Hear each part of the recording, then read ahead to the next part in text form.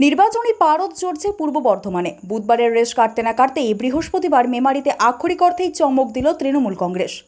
গন্তার football মাঠ আজ জনসমুদ্রে পরিণত হয়েছিল। উপলক্ষ মেমারি তৃণমূল প্রার্থী রাসবিহারী হালদারের সমর্থনে প্রচার সভায় মেগাস্টার দেবের উপস্থিতি। সোমবার সায়নী ঘোষের রোড শোতে যে জনজোয়ার দেখা গিয়েছিল, বৃহস্পতিবার দেবের উপস্থিতিতে যেন তার পুনরাবৃত্তি ঘটল। রূপলী পর্দার নায়ক তথা সাংসদ দেবকে কাছ থেকে দেখতে ভিড় জমিয়েছিলেন অগণিত তৃণমূল কর্মী সমর্থক থেকে শুরু করে সাধারণ মানুষ। মঞ্চে উঠেই জনতাকে অভিবাদন জানিয়ে দেব কার্যত হুঙ্কার দিলেন, স্পষ্ট জানিয়ে দিলেন মেমারি কেন্দ্রে রাসবিহারী হালদারের জয় এখন শুধু সময়ের অপেক্ষা। আত্মবিশ্বাসী মেমারির ঘরের ছেলে রাসবিহারী হালদারও। মঞ্চ থেকে তিনি ঘোষণা করেন, আগামী নির্বাচনে 1 লক্ষেরও বেশি ভোটের ব্যবধানে জয়লাভ করবে জোড়াফুল শিবির। জয় নিয়ে নিশ্চিত প্রার্থী ইতিমধ্যে মেমারির জন্য একগুচ্ছ উন্নয়নমূলক কর্মসূচির রূপরেখা সাধারণ মানুষের সামনে তুলে ধরেছেন। শুধু তারকা প্রচারই নয়, মাটি কামড়ে পড়ে রয়েছেন স্থানীয় নেতৃত্ব। মেমারি 1 নম্বর ব্লক তৃণমূল কংগ্রেসের সহসভাপতি সৌমিত্র চট্টোপাধ্যায় এবং যুব সভাপতি সাবির মণ্ডল এদিন তীব্র আক্রমণ শানান গেরুয়া শিবিরকে। বিধায়ক থেকে শুরু করে নিচু তলার কর্মী সকলেই এখন এক কাট্টা রাসবিহারী হালদারকে বিধানসভায় পাঠাতে। 2026-এর মহাযুদ্ধের আগে মেমারির এই জনজোয়ার কি শাসক শিবিরের পালে বাড়তি হাওয়া দেবে? বিরোধীদের কাছে এই ভিড় কি নতুন কোনো চ্যালেঞ্জ? উত্তর দেবে সময়। তবে আপাতত দেব ম্যাজিকে মেমারির রাজনৈতিক আবহ যে কয়েকগুণ বেড়ে গেল তা বলাই বাহুল্য। বন্দে মাতরম, বন্দে মাতরম। তৃণমূল কংগ্রেস, তৃণমূল কংগ্রেস, তৃণমূল কংগ্রেস জিন্দাবাদ। মমতা ব্যানার্জি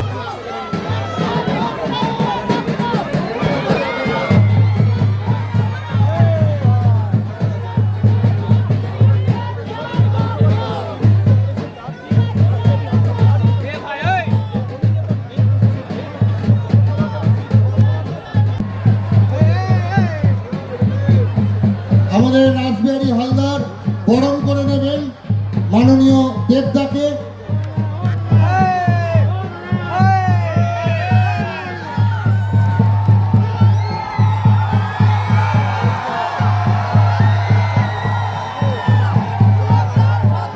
তোরাটা দাও।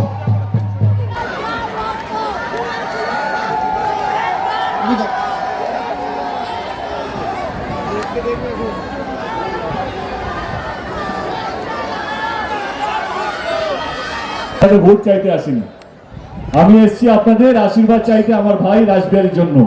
আশীর্বাদ করবেন তো?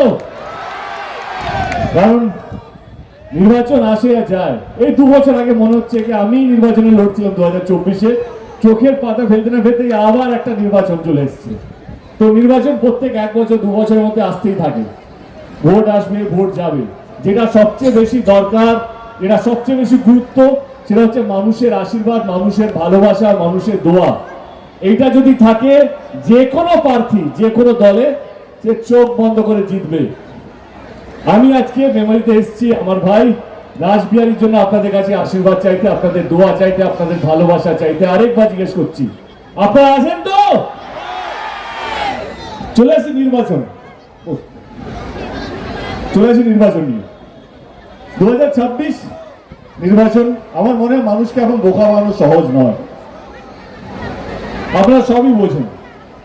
এবং এইটাও আমি বিশ্বাস করি যে জোর করে কোনোদিনও ভোট আদায় করা যায় না। এটা পুরোপুরি গণতান্ত্রিক অধিকার, প্রত্যেকটা ভোটার তাদের গণতান্ত্রিক অধিকার যে ওনারা কাকে ভোটটা দেবেন, মানে আপনারা কাকে ভোটটা দেবেন।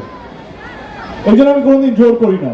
কিন্তু হ্যাঁ, নিশ্চয়ই এইটা বলবো যে 29 তারিখে যখন আপনারা ভোটটা দিতে যাবেন, সেদিন আপনারা কিছু প্রশ্ন করবেন নিজেকে, যে কোন দল, কোন সরকার, কোন প্রার্থী আপনাদের জন্য কাজ করেছে, সেই দলে হাতটা শক্ত করবেন বা সেই দলের প্রার্থীর হাতটা শক্ত করবেন। এইটুকুই, আর কিছু না। আমি যেটা বললাম যে 2026-এ মানুষকে বোকা বানানো সহজ নয়, এই জন্য আপনাদের উপরে পুরো বিশ্বাস, এবং বাংলার মানুষকে বোকা বানানো সহজ নয়। এইটুকু অনুরোধ করবো যে 29 তারিখে নির্বাচনের আগে 2-4টে কথা মাথায় রাখবেন। 2014 থেকে আমি তৃণমূল কংগ্রেসের সাংসদ। মমতা ব্যানার্জি আমাকে রাজনীতিতে নিয়ে এসছে এবং 3বারের টিকিট দিয়েছে, এবং ঘাটেলের মানুষ আমাকে প্রচুর আশীর্বাদ, প্রচুর ভালোবাসা দিয়ে আমাকে 3বারই জিতিয়েছে। এবারে চলে আসি কি আমাদের দল নির্বাচন কি নিয়ে হওয়া উচিত। 2-3টে দল বা 4টে দল বা 5টে দল, তাদের দল কি কি কাজ করেছে, আগামী দিন কি কি করবে, এটাই তো হওয়া উচিত। কিন্তু না, আজকে যেটা সবচেয়ে বেশি প্রাধান্য পাচ্ছে, যেটা সবচেয়ে বেশি ইম্পর্টেন্ট, কি আপনি হিন্দু না আপনি মুসলমান, এইটা নিয়ে রাজনীতি হচ্ছে। আপনারা কোন ধর্মের সেটা নিয়ে রাজনীতি হচ্ছে। কেউ বলবে না যে আমি কি করতে চলেছি।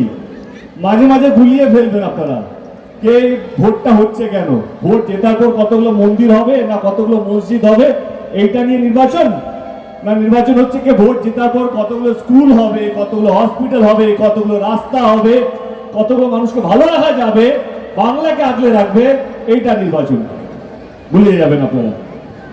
2011তে আমাদের দিদি আপনাদের ভালোবাসায়, আপনাদের আশীর্বাদে, আপনাদের দোয়ায় সরকার গড়েছে। 2011 থেকে দিদি আজ অব্দি 15 বছর হয়ে গেছে, 3টে টার্ম, মানুষের জন্য অনেক কিছু করেছে, বাংলার জন্য অনেক কিছু করেছে, মানুষকে আগলে রেখেছে, ধর্মে ভাগ করেনি। 2-4টে ছোট ছোট প্রকল্প বলছে, আমার মনে হয় সেটা আপনারা জানবেন। এবং বাংলায় নয়, বাংলার বাইরেও মানুষরা বা বিদেশেও স্বীকৃতি দিয়েছে আমাদের কিছু প্রকল্প। চলে আসি, অনেক পরিবার আছে গরিব পরিবার, তারা তাদের মেয়েকে ঠিকমতো পড়াতে পারে না, টাকা পয়সা কোথা থেকে আসবে ইত্যাদি প্রচুর প্রশ্ন। আমাদের দিদি কন্যাশ্রী মতন প্রকল্প নিয়ে এলো, যাতে প্রত্যেকটা মেয়ে তার পড়াশোনার অধিকারটা পায়। এটা শুধুমাত্র বাংলায় হচ্ছে, ভারতবর্ষ অন্য কোনো রাজ্যে হচ্ছে না, এটা মমতা ব্যানার্জি সরকার নিয়ে এসছে। তাহলে জিতবে এটা কে, যে আপনাদের জন্য কাজ করছে? সেই তো। আমাদের গ্রামে গঞ্জে স্কুল অনেক দূরে, এই গরমে আমি তো গরমে প্রচার করছি, বর্তমানে 2014 থেকে প্রচার চলছে, কিন্তু বাচ্চাদেরকে প্রত্যেক দিন স্কুলে যেতে হয়, পায়ে হেঁটে, কখনো বাসে করে, কখনো রিক্সা ভ্যানে করে। কিন্তু দিদি একটা প্রকল্প নিয়ে এলো, সবুজ সাথী। প্রত্যেক কটা স্টুডেন্ট ছাত্র ছাত্রীদেরকে সাইকেল দেওয়া হলো, যাতে গ্রামের বাইরে তারা তাদের স্কুলে যেতে পারে। এই প্রকল্পটা শুধুমাত্র বাংলায় আছে, অন্য কোনো রাজ্যে নেই। তাহলে জিতবে কে, যে মানুষকে ভালো রাখে, যে মানুষের কথা ভাবে। চলে আসি, যখন মেয়েদের বিয়ে হয়, অনেক বাড়ির লোক আছে, অনেক পরিবার আছে, গরিব পরিবার, তাদের মেয়ে বিয়ে দিতে পারে না ঠিক মতো, কারণ অর্থ নেই, টাকা নেই। সেখানে আমাদের নেত্রী, আমাদের দিদি, আমাদের সরকার তাদের পাশে দাঁড়িয়েছে, রূপশ্রীর মতন প্রকল্প নিয়ে এসে বিয়ের সময় মেয়েদেরকে 25,000 টাকা করে দেওয়া হবে। এইটা অন্য কোনো সরকার, অন্য কোনো রাজ্যে নেই। এবার চলে আসি, বাড়িতে যদি কেউ অসুস্থ হয়ে যায়, ঠিক আছে আমরা সরকারি হসপিটালে যাই, কিন্তু সরকারি হসপিটালে অনেক লম্বা লাইন থাকে, ডেটে ইস্যু। যদি আপনাদের মনে হয় কি আপনারা প্রাইভেট স্কুল, প্রাইভেট হসপিটালে আপনার চিকিৎসা করাবেন, কিন্তু আপনাদের কাছে সেই টাকাটা নেই।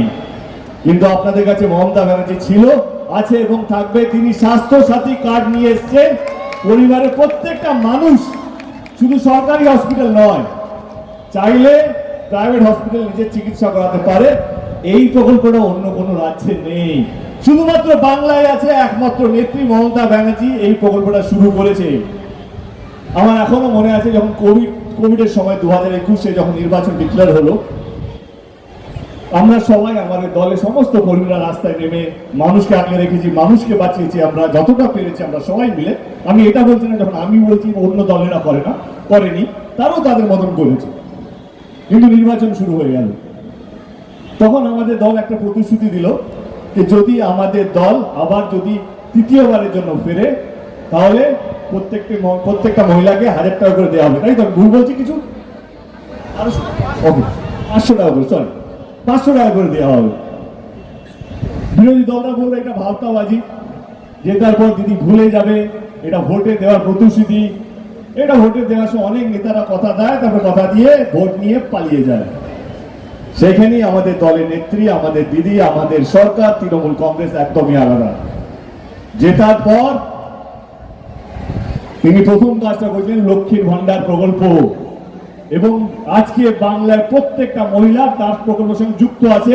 এইটাও একমাত্র আমাদের সরকার, আমাদের নেত্রী মমতা ব্যানার্জি করেছে। লক্ষ্মী ভান্ডারের প্রথম প্রকল্প, আগে যারা বলতো এটা ভাওতাবাজি, আগে যারা বলতো এটা জীবনে সম্ভব না, আজকে তাদের দল অন্য রাজ্যে তাদের সরকারে করছে অন্য নাম দিয়ে। তাহলে আপনারা বলুন, যেই সরকার কথা দিয়ে কথা রাখে, যেই সরকার হিন্দু মুসলিম না করে মানুষকে বাঁচিয়ে রাখে, যেই সরকার আপনাদের ভালো থাকার জন্য দিন রাত এক করে রাখে, তারই তো জেতা উচিত, উচিত কি না? হ্যাঁ, কারেক্ট। এর মধ্যে অনেকগুলো প্রকল্প 2026-এর আগে যেটা দিদি ডিসাইড করেছে বা ডিক্লেয়ার করেছে, যুবসাথী প্রকল্প, তাই তো? সেইখানেও যারা যারা চাকরি পাননি এখনো বা চাকরি খুঁজছেন, তাদের পাশে আমাদের সরকার আছে। 40 বছর বয়স অবধি তারা 1500 টাকা করে পাবে। এইটাও অন্য কোনো সরকার করেনি, একমাত্র আমাদের নেত্রী, আমাদের রাজ্য সরকার, আমাদের মমতা ব্যানার্জি করেছে। এইটাও দেখে নেবেন, মিলিয়ে নেবেন। জেতার পর দিদি যখন এটা শুরু করবে, অন্যান্য রাজ্যে আমাদের বিরোধী দলরা তারা তাদের সরকারের মধ্যে এই একই প্রকল্প নাম অন্য রেখে তা তাদের রাজ্যে শুরু করবে। তো সেই জায়গা থেকে আমার একটাই কথা,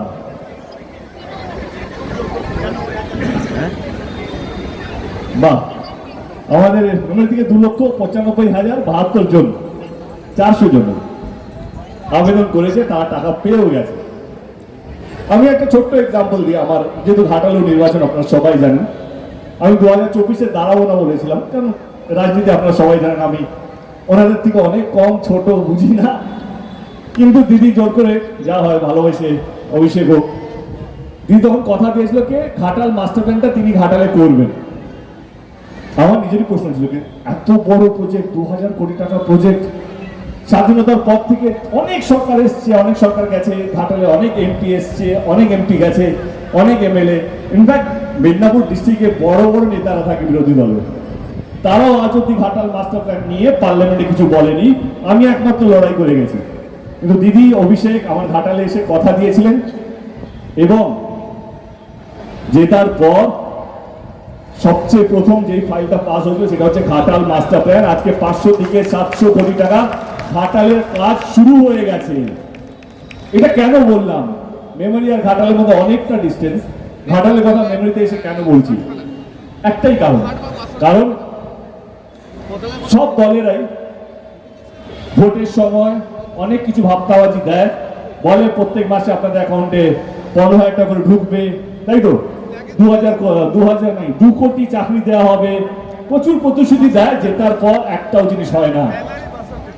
কিন্তু আমাদের দল, আমি নিজে গর্ব করে বলতে পারি, ঘাটালে আমি নিজের চোখে দেখেছি কিছুদিনের মধ্যে, কিছু বছর আগে যেটা অসম্ভব ছিল ঘাটালের জন্য, ঘাটাল মাস্টার প্ল্যান মমতা ব্যানার্জির হাত ধরে সেই অসম্ভবটা সম্ভব হতে চলেছে। যেটা বলতে যাচ্ছিলাম, যেই সরকার ভোটের আগে কথা দিয়ে কথা রাখে, তার জেতা উচিত কি উচিত না আপনারা বলুন। আমি শুধু আপনারা যারা এখানে এসেছেন তাদের সঙ্গে কথা বলছি না। আজকে সোশ্যাল মিডিয়া যুগ, মিডিয়ার সামনে বসে আছে, সবারই হাতে মোবাইল, স্মার্টফোন আছে। আমি বাংলার প্রত্যেকটা মানুষকে একটাই কথা বলতে চাইছি, কোন সরকারের জেতা উচিত? যেই সরকার কথা দিয়ে কথা রাখে, না ভোটের সময় কথা দিয়ে ভোট নিয়ে পালিয়ে যায়? কার জেতা উচিত? শুধু বাংলা নয়, ভারতবর্ষের ভবিষ্যৎ আমাদের সবার হাতে আছে। আমাদেরকে ভাবতে হবে, এই নির্বাচনটা কোনো রাম মন্দিরের জন্য নয়, এই নির্বাচনটা কোনো মসজিদের জন্য নয়, এই নির্বাচনটা মানুষকে ভালো রাখার জন্য, মানুষকে আগলে রাখার জন্য, মানুষকে বাঁচিয়ে রাখার জন্য। যে যেই ধর্মেরই হোক না কেন, সে হিন্দু হতে পারে, মুসলমান হতে পারে, শিখ হতে পারে, যে কোনো ধর্মের হতে পারে।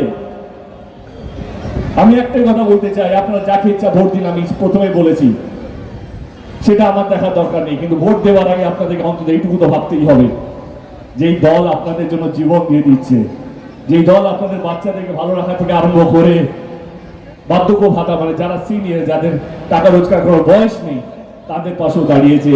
আপনাদের শরীর খারাপ হলেও আপনাদের পাশে আছে, আপনারা বাচ্চাদের জন্য স্কুলে সুস্থভাবে পৌঁছতে পারে তাদের পাশেও আছে। যেই যুবকরা বেকার, চাকরির জন্য চেষ্টা করছে, তাদের পাশেও সরকার আছে। তার কি জেতা উচিত না?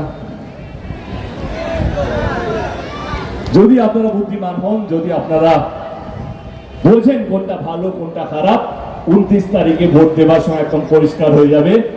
তৃণমূল কংগ্রেস এর মধ্যে অনেকটা এগিয়ে, অনেকটা উপরে, অনেকটা ভালো, অনেকটা সুরক্ষিত। আজকে মেমোরি প্রত্যেকটা মানুষকে একটাই আবেদন করব, 29 তারিখে ভোট দেওয়ার সময় আমি আবার বলছি, আমি আপনাদেরকে জোর করব না আমাকেই বা আমার দলকে বা আমার প্রার্থীকে ভোটটা দিতে হবে, কিন্তু এটা নিশ্চয়ই বলবো যেই সরকার এত দিন ধরে আপনাদেরকে আগলে রেখেছে, আপনাদেরকে বাঁচিয়ে রেখেছে, আপনাদেরকে সুখে রেখেছে, কোনোদিনও জিজ্ঞেস করেনি আপনারা কোন ধর্মের, তার তো জেতা উচিত। মমতা ব্যানার্জি চতুর্থবারের জন্য শপথ নিচ্ছে, নেবে, এটা পুরোপুরি আপনাদের আশীর্বাদ, আপনাদের ভালোবাসার জন্য। এরই মধ্যে আমি অনেক জায়গা প্রচারে গেছি, আমার কোথাও মনে হয়নি যে আমরা পিছিয়ে আছি। লড়াই আছে, কিন্তু লড়াইটা আমার চোখে আমরা আমাদের 2021-এর থেকে একটা অন্তত সিট বেশি আনতে পারবো কি পারবো না, লড়াইটা সেইখানে। লড়াইটা এটা নয় কি আমরা সরকার গড়ছি কি গড়ছি না, না না, সেটা একদম পরিষ্কার। সরকার তৃণমূল কংগ্রেস গড়ছে আপনাদের ভালোবাসায়, আপনাদের আশীর্বাদে, আপনাদের দোয়ায়, এইটা নিয়ে কোনো সন্দেহ নেই। 29 তারিখে নির্বাচন, যদি আমাদের দলের কাজ, আমাদের মমতা ব্যানার্জির কাজ, আমাদের দলের প্রত্যেকটা কর্মীর কাজ যদি ভালো লেগে থাকে, তো 29 তারিখে আমার ভাই রাসবিহারীকে বিপুল ভোটে জয় করবেন। ইয়াং ছেলে, ইয়াং ব্লাড, রাজনীতি প্রবীণ আর নবীনদেরকে নিয়েই হওয়া উচিত, যেটা আমি বিশ্বাস করি। প্রবীণ যাদের এক্সপিরিয়েন্স, নবীন যাদের ইয়াং ব্লাড, যাদের করার কিছু ইচ্ছে, স্বপ্ন এবং চেষ্টা থাকে, তাদেরও থাকা উচিত। রাসবিহারী এমনই একটা ছেলে, আমার মনে হয় কে মেমোরির জন্য অনেক কাজ করছে বর্ধমান ডিস্ট্রিক্টের। এখন অত বড় হয়নি, কিন্তু নিশ্চয়ই ওর যা চেষ্টা, ওর যা পরিশ্রম, ওর যা স্বপ্ন, একদিন এইখানে এই ডিস্ট্রিক্টে একটা বড় নাম হবে এবং মানুষের ভালোবাসার নাম হবে। মানুষকে দুঃখ কষ্ট দিয়ে নয়, মানুষকে আগলে রেখে, মানুষকে বাঁচিয়ে রেখে, তারপর মানে সেইভাবে তার নামটা বড় হবে। ভালো থাকবেন। অনেকক্ষণ ধরে আপনারা এসেছেন এই গরমের মধ্যে, বুঝতেই পারছি, তার জন্য হাত জোর করে আপনাদের সকলকে মাথা নিচু করে সবাইকে ধন্যবাদ। সুস্থভাবে বাড়ি ফিরে যাবেন। আবার বলছি, এই নির্বাচনটা কোনো মন্দির মসজিদ নিয়ে হচ্ছে না, এই নির্বাচনটা হচ্ছে কে মানুষকে নিয়ে ভাবে, কে মানুষকে নিয়ে বাঁচে, আর কে মানুষকে বাঁচিয়ে রাখবে। ভালো থাকবেন। অসংখ্য ধন্যবাদ মেমোরিকে, প্রত্যেকটা মানুষকে। Thank you so much. জয় বাংলা।